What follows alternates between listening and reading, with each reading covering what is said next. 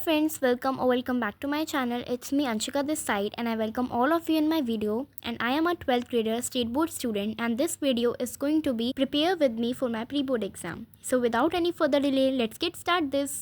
So guys I want say thank you very much for your support because मेरे जो subscriber है ना वो डे बाय डे बहुत ज़्यादा इंक्रीज़ हो रहे हैं and thank you very much. मुझे इतना ज़्यादा अच्छा लगता है. आप लोग तो कमेंट करते ही हो कि तुम मोटिवेट करती हो हमें स्टडी ब्लॉग से. आपके ब्लॉग्स के थ्रू मैं खुद मोटिवेट होती हूँ. आपके कमेंट्स के थ्रू. और सबसे फेवरेट पार्ट है मेरा मेरी वीडियोज़ में कि मुझे आपके कमेंट का रिप्लाई करना पड़ता है. पहले मेरे ऊपर प्रेशर रहता था कि मुझे वीडियो बनानी है एक बार. अब मेरी हॉबी बन चुकी है. मुझे खुद पसंद आता है कि I have to shoot this video because this is one of the best thing that I do in my life. Thank you so much guys. So यहाँ पे सबसे पहले मैं अपनी अकाउंट्स कर रही थी. अकाउंट्स की बेसिकली मैं क्वेश्चन प्रैक्टिस करी थी 6 बजे से लेकर. उसके बाद फिर मुझे 7 बज गए थे पढ़ते हुए. तो मैंने अपनी इको की ना नोटबुक उठाई जिसमें मैंने क्वेश्चन वगैरह सॉल्व किए थे.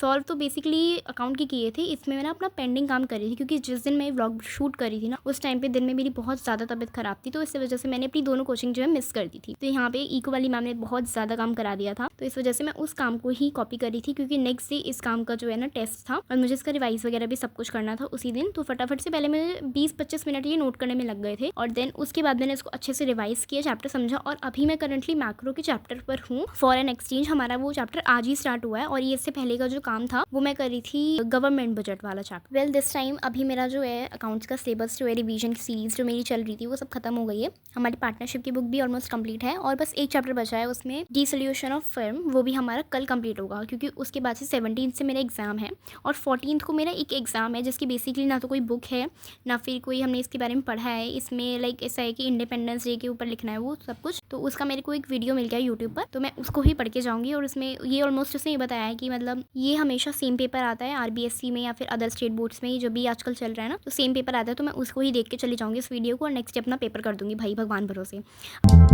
देन उसके बाद आते हैं मेरे 17 से real exam real pre board. तो उसमें सबसे पहले मेरा इंग्लिश का एग्जाम है. उसके बाद सबसे पहले मैं इंग्लिश पढ़ूंगी. अभी मैं कुछ दिनों से ये सब कंप्लीट कर रही थी क्योंकि मुझे अकाउंट के प्रैक्टिकल क्वेश्चन की ना प्रैक्टिस करनी थी क्योंकि मैं कैलकुलेशन में वीक हूँ as you all know. And जो मैंने अपनी पहले की वीडियो में शेड्यूल फॉलो करते हुए दिखाया था कि आपको 2 घंटे उस सब्जेक्ट को रखना चाहिए जिसमें आप वीक हैं. तो मैं उसमें अपनी अकाउंट्स या फिर कैलकुलेशन का सिलेबस ज़्यादा रखती हूँ. आप भी ऐसा फॉलो कर सकते हैं. देन उसके बाद मुझे 7:30 यानी 7:40 के अराउंड कुछ टाइम हो चुका था मुझे ये पढ़ते हुए. मैंने इसको कंप्लीट किया and this was my stand guys. भाई ये इतना प्यारा पेन है मुझे देखते ही अच्छा लगने लगा तो मैं इसको लिया ही फटाफट से. मैंने कहा ये मेरे काम आएगा बहुत ज़्यादा. आफ्टर दैट मेरे ना 2 टास्क कंप्लीट हो गए थे. मैंने तो अपने अकाउंट्स के प्रैक्टिकल कर लिए थे एंड अपना मैक्रो का जो पेंडिंग काम था वो कंप्लीट कर लिया था. उसके बाद मुझे करना था माइक्रो का. अब मुझे माइक्रो में अपना एक चैप्टर रिवाइज़ करना था और उसको मैंने फटाफट से किया. अब मेरा जो चैप्टर है माइक्रो का वो भी ख़त्म हो चुका है अब इस टाइम पर.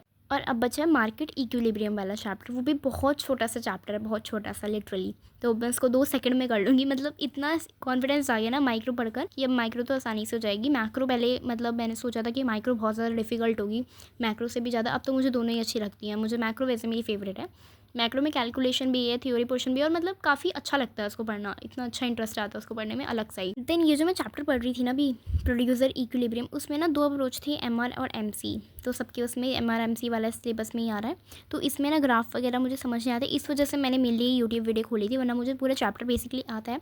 तो मैं यहाँ पे सबसे पहले मैंने इसका कॉन्सेप्ट समझ लिया. वैसे तो मुझे पूरा पता था बट मैंने उसको फिर थोड़ा बहुत आगे एडजस्ट वगैरह करके अपना ग्राफ वगैरह समझा सबसे पहले क्योंकि मुझे वही मेल नहीं समझ रहा था इस वीडियो में. सो या इसमें मुझे यही सब करना था. और guys please let me know कि आप लोगों के प्री बोर्ड कब से हैं क्योंकि कुछ लोगों के हैं 12 से स्टार्ट हो चुके हैं, कुछ के हैं 14 से, कुछ के हैं 17-18 ऑलमोस्ट इस टाइप के. तो मुझे प्लीज़ अपने बताना ताकि मुझे अच्छा लगे सुनकर कि भाई हाँ आप लोग भी पढ़ रहे हो, मैं अकेली नहीं हूँ जो पढ़ रही हूँ इस दुख के साथ. हाँ तो बट इसमें जो है माइक्रो में अगर किसी की माइक्रो है किसी के पास 11th का कोई बच्चा देख रहा हो तो माइक्रो बहुत इजी है. यही सोच के करना बस. ग्राफ वगैरह अगर डिफिकल्ट लगते हैं तो इतना कुछ भी नहीं है, बहुत इजी ग्राफ है अगर एक बार समझ लिया तो. फर्स्ट थिंग जो आपको हमेशा याद रखना है चाहे आप कोई भी सब्जेक्ट पढ़ रहे हो चाहे वो कितना भी डिफिकल्ट क्यों ना, आपको डरना नहीं है उसको पढ़ते हुए. आपको अपना पर भरोसा रखना है कि भाई हाँ कर सकते हैं हम. ऑफकोर्स सब्जेक्ट ही है, कोई कुछ इतनी बड़ी चीज़ नहीं है, कर लेंगे आराम से. क्योंकि मेरे अकाउंट्स वाले सर ने मुझे एक बार बोला था कि जहाँ पे एक इंसान डर जाता है ना तो वो उसकी हार हो जाती है वहाँ पे उस टाइम भी. इसलिए आपको डरना बिल्कुल भी नहीं है. चाहे कोई भी सब्जेक्ट हो आप अच्छे से कॉन्फिडेंस के साथ अपने ऊपर कॉन्फिडेंस रखो और सब्जेक्ट को कंप्लीट करो. सो राइट नाउ मेरे पास अभी कुछ बोलने के लिए नहीं है कि मैं क्या बोलूँ क्योंकि मेरा माइंड ना एक जगह स्टेबल नहीं है. मेरे को अपनी स्टडीज़ की टेंशन हो रही है कि मेरे प्री बोर्ड्स हैं.